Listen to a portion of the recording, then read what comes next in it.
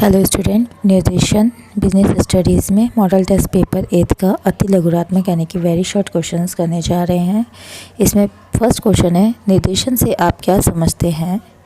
निर्देशन एक ऐसी प्रक्रिया है जिसमें एक व्यक्ति या समूह किसी अन्य व्यक्ति या समूह को लक्ष्य प्राप्ति के लिए मार्गदर्शन, सलाह और प्रोत्साहन प्रदान करते हैं। सेकंड, अनौपचारिक संचार क्या है। अनौपचारिक संचार वह संचार है जो औपचारिक नियमों और प्रक्रियाओं के बिना होता है। ये व्यक्तिगत और सामाजिक संबंधों पर आधारित होता है। थर्ड है, नेतृत्व की कौन सी ऐसी शैली है जो शक्ति के उपयोग में विश्वास नहीं रखती जब तक ये बिल्कुल ज़रूरी ना हो। लोकतांत्रिक नेतृत्व शैली में नेता शक्ति के उपयोग में विश्वास नहीं करता है जब तक ये बिल्कुल ज़रूरी ना हो। हमारा आंसर है लोकतांत्रिक नेतृत्व शैली।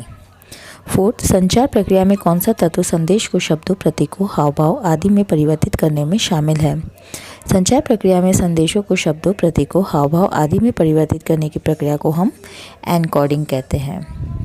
फिफ्थ है, पर्यवेक्षण से आपका क्या अर्थ है। पर्यवेक्षण एक ऐसी प्रक्रिया है जिसमें एक व्यक्ति या फिर समूह किसी अन्य व्यक्ति या फिर समूह के कार्य का निरीक्षण करता है, उनका मूल्यांकन करता है और उनको मार्गदर्शन देता है। सेवेंथ, औपचारिक संप्रेषण के निम्न तंत्रों को चार्ट द्वारा प्रदर्शित कीजिए। यहाँ पे आपको चक्र और गोले का चार्ट यहाँ पे बनाना है। एथ, संप्रेषण प्रक्रिया में प्रतिपुष्टि को समझाइए। ये संदेश प्राप्तकर्ता द्वारा भेजे गए संदेश की प्रतिक्रिया होती है।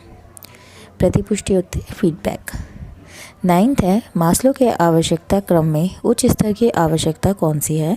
मास्लो के आवश्यकता क्रम में उच्च स्तर की आवश्यकता आत्मसम्मान और आत्म साक्षात्कार की आवश्यकता है। 10th, निर्देशन निरंतर चलने वाली प्रक्रिया है, समझाइए। निर्देशन एक निरंतर चलने वाली प्रक्रिया है क्योंकि व्यक्ति का विकास और लक्ष्य प्राप्ति एक सतत प्रक्रिया है। 11th, पर्यवेक्षण अनुशासन बनाए रखने में कैसे सहायक है, बताइए।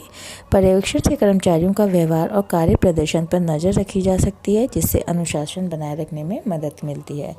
यहाँ हमें याद रखना है, नज़र रखी जाती है।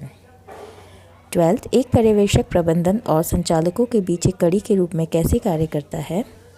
वह प्रबंधन के निर्देशकों को जो निर्देश दिए जाते हैं प्रबंधन द्वारा उसको संचालकों तक पहुंचाता है और संचालकों की समस्याओं और सुझावों को प्रबंधन तक पहुंचाता है।